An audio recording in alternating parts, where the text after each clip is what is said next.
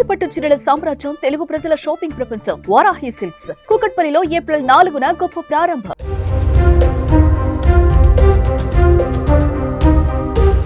AP ప్రభుత్వం కొత్త పథకానికి శ్రీకారం చుట్టింది. పేదరిక నిర్మూలన లక్ష్యంగా P4 పథకాన్ని ప్రారంభించింది.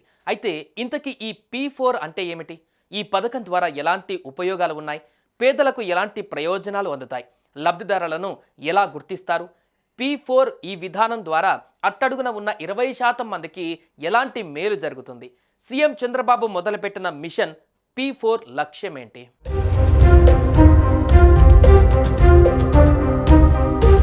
పేదలను ఆదుకునే మిషన్ P4 గేమ్ చేంజర్ అవుతుందని ముఖ్యమంత్రి చంద్రబాబు నాయుడు అన్నారు. P4 ఒక మహత్తర కార్యక్రమమని, చరిత్ర సృష్టించే కార్యక్రమానికి శ్రీకారం చుట్టామన్నారు. ఉగాది పర్వదినం రోజున రాజధాని అమరావతిలో P4 కార్యక్రమాన్ని ప్రారంభించారు. పబ్లిక్, ప్రైవేట్, పీపుల్ పార్ట్నర్షిప్గా ఈ విధానాన్ని తీసుకువచ్చారు. తొలి దశలో దాదాపు 20 లక్షల మందికి లబ్ధి చేకూరేలా ప్రణాళికలు రూపొందించారు. ఆర్థికంగా ఉన్నత స్థానాలకు ఎదిగిన వారు కింది స్థాయిలో ఉన్న కుటుంబాలను దత్తత తీసుకునే ఆలోచనతో ఈ కార్యక్రమానికి రూపకల్పన చేశారు. మార్గదర్శి బంగారు కుటుంబం నినాదంతో P4 కార్యక్రమానికి శ్రీకారం చుట్టారు. సాయం చేసేవారిని మార్గదర్శిగా, లబ్ధి పొందేవారిని బంగారు కుటుంబంగా వ్యవహరిస్తారు. ఇద్దరికి మధ్య ప్రభుత్వం సంధానకర్తగా ఉంటుంది.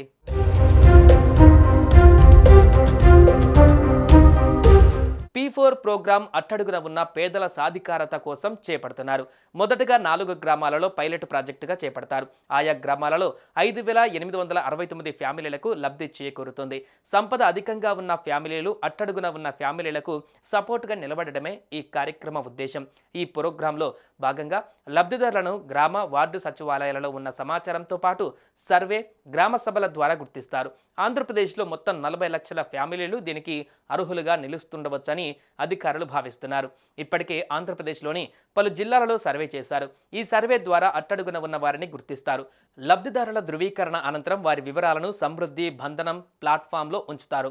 ఇక లబ్ధి పొందవలసిన ఫ్యామిలీలను సాయం చేసే ఫ్యామిలీలతో అనుసంధానించడమే ఈ P4 విధానంలో సర్కార్ పాత్ర.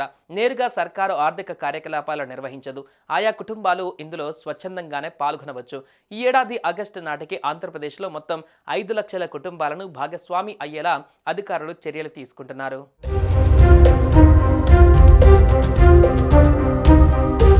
P4 విధానం ద్వారా అట్టడుగున ఉన్న 20% మందికి మేలు జరుగుతుంది. ప్రభుత్వం, ప్రైవేటుతో పాటు ప్రజలు భాగస్వాములై పేదరిక నిర్మూలన కోసం పనిచేయాల్సి ఉంటుంది. సంపదలో ఉన్నత స్థితిలో ఉన్న వారిలో 10% మంది, అట్టడుగున ఉన్న వారిలో 20% మంది పేదలను దత్తత తీసుకోవాల్సి ఉంటుంది. దీని ద్వారా ఆర్థిక అసమానతలు రూపుమాపవచ్చని ప్రభుత్వం భావిస్తుంది. అన్ని సంపన్న కుటుంబాలు ఈ జీరో పావర్టీ P4 ప్లాట్ఫామ్లోకి లాగిన్ అయి కనీసం ఒక బంగారు కుటుంబాన్ని దత్తత తీసుకొని మార్గదర్శి కుటుంబంగా మారాలని రాష్ట్ర ముఖ్యమంత్రి చంద్రబాబు నాయుడు పిలుపునిచ్చారు.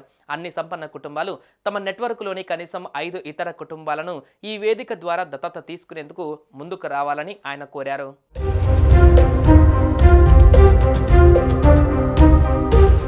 సుమన్ టీవీలో మీ పర్సనల్ అండ్ బిజినెస్ ప్రమోషన్స్ కోసం కింది నెంబర్కి కాంటాక్ట్ చేయండి.